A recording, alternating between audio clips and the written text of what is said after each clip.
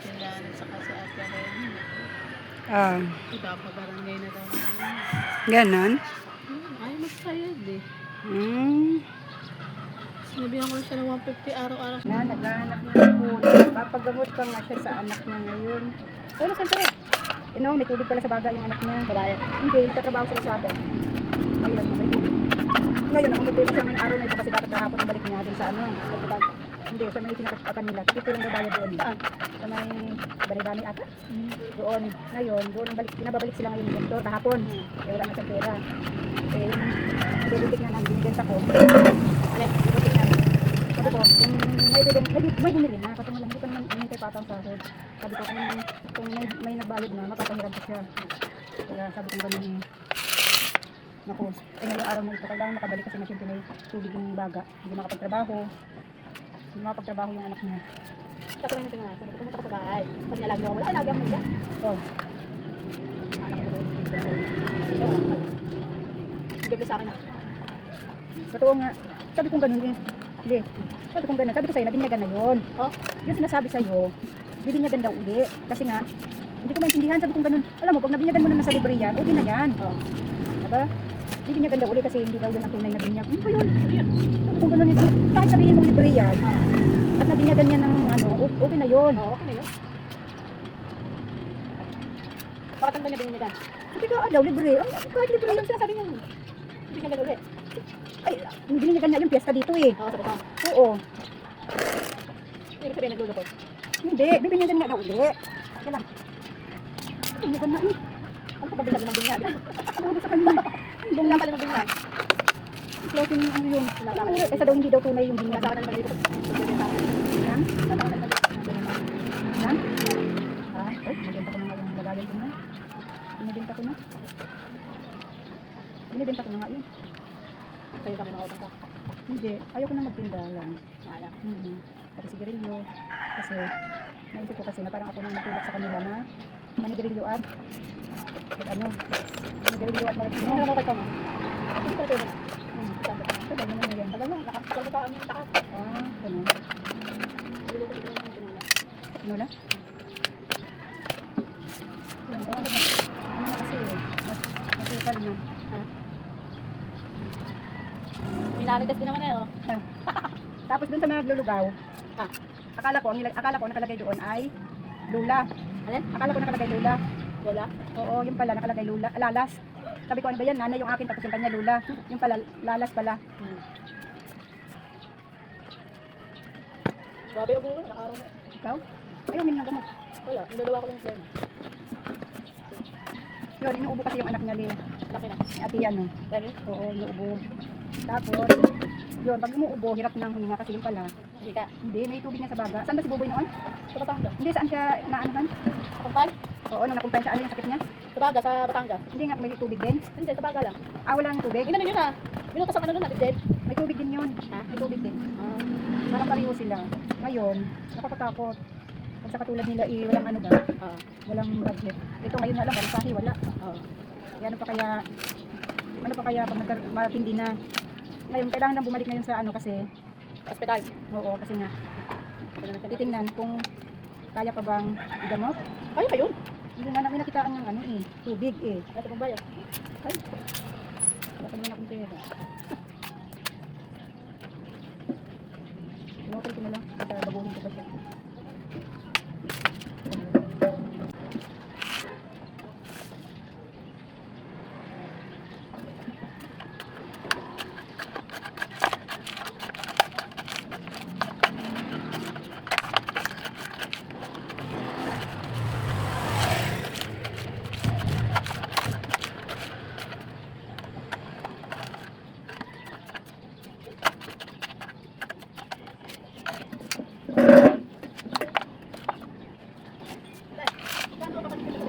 Ha? Saan ba? Saan? Ang tinda sa dito. Bakit? Saan ba? Ah, Hila ka nga. hindi ko alam kung natanggap pa siya. Kasi alam kung hindi na ata ako nag-ano.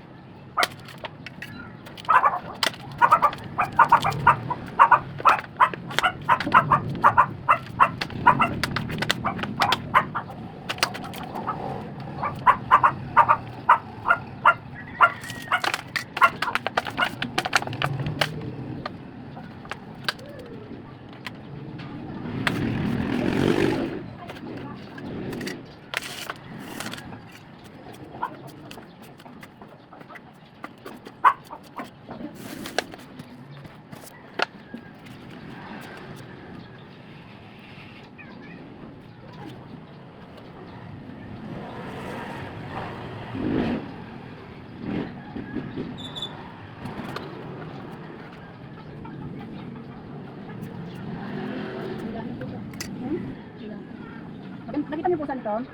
Ang ganda. Imported. Ha? Imported. Kulay blue yung balat. Kulay blue ang balat ng pusa niya.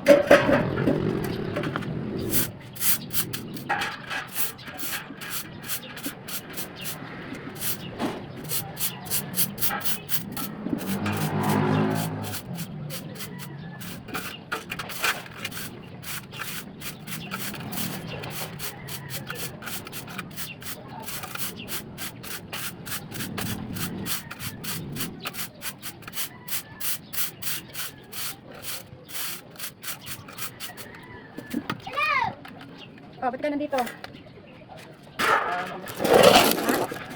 Ano? Oh, alin?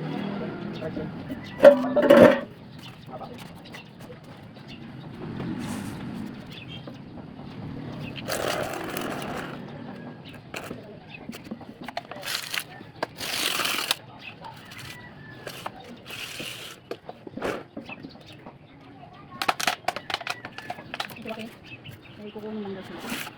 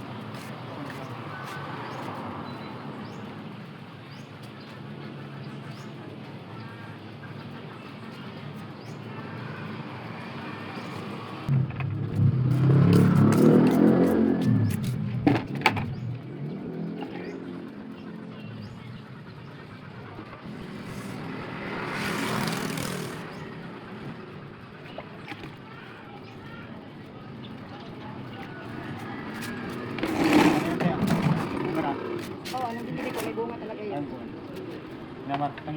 Pero mga bagong bunga na yan. Nawala na yung... Mas kasama nga yung bayo. Ang dami na napitas na yan. Ang dami na.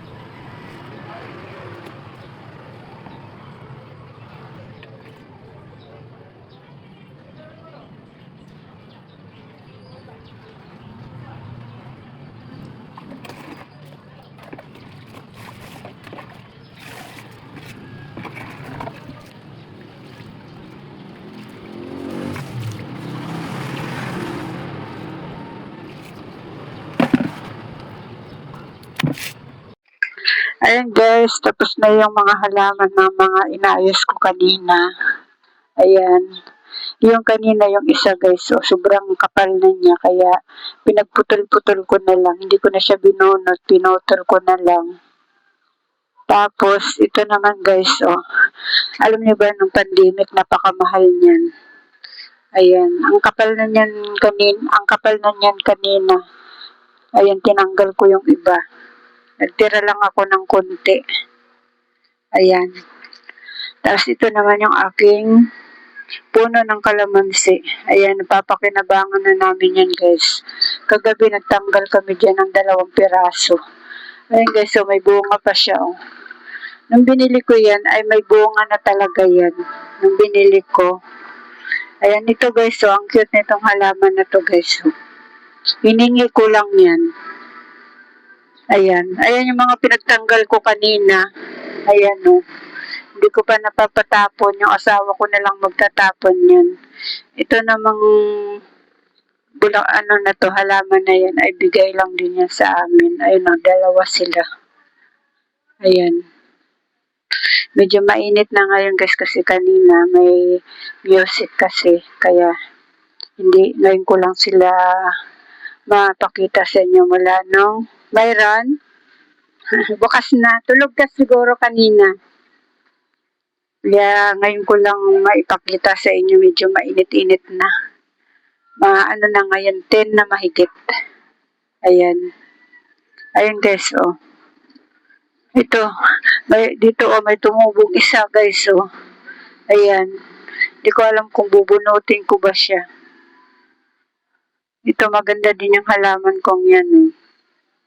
Yung iba kasi nagkamatayan na. Yan. Ito naman, oh. Sinubukan, may nagputo lang ako, tas itinirik ko dyan. Ayan, nabuhay na siya. Ayan. Ayan lang guys. Ngayon ko lang sila naaasikaso yung aking mga halaman na yan. Ayan lang guys. Ayan, tapos ko nang ayusin yung aking mga halaman. Ayan, hindi ko na kasi naaasikaso yan guys kasi nga may alaga kami. Ayan. Ayan guys, hanggang dito na lang muna tong aking vlog guys. Maraming salamat sa panonood at supportan nyo.